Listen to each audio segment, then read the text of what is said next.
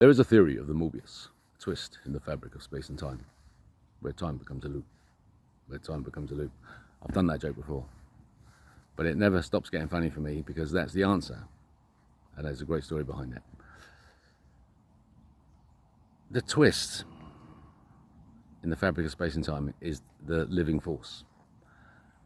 There is a difference between meters and seconds.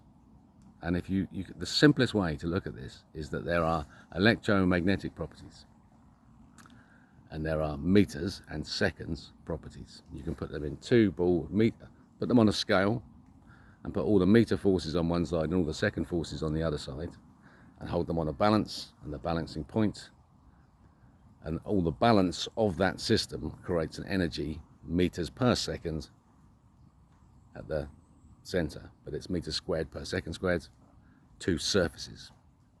It's the surface areas of those two electromagnetic forces that operate orthogonally, which means in different directions to each other, creating effects at the center at a particle size. That particle is the center of the planet. It's the seed around which the fruit of the earth grows, and bacteria exist on fruit, and life grows. So that's where life comes from, the living force. And so the twist that we place when we build concrete buildings using Portland cement is a corruption of creation.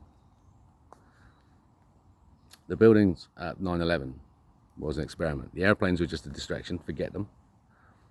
That was just to give us a why we think they fell down. All right. No, it was a test to take out the twist. Bearing in mind it's an electromagnetic twist, you can take it out within the dimension of the time particle by just going through a magnetic pole switch.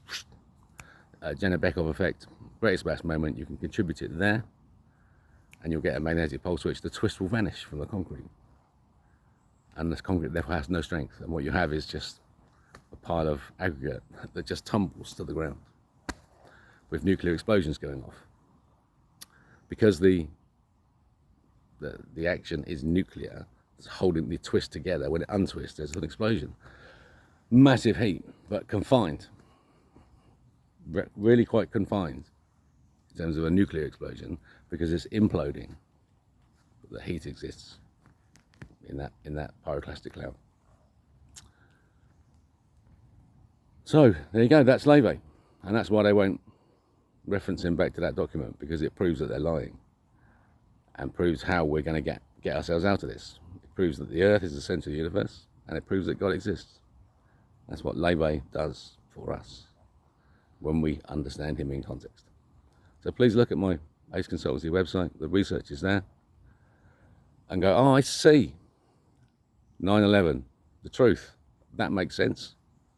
What's it? Oh, we're slaves to a system. How do we get out of that system? Through believing in God. Okay. I hear the instruction. What's next? The future's begun. You beautiful motherfuckers. Follow the Rebel King.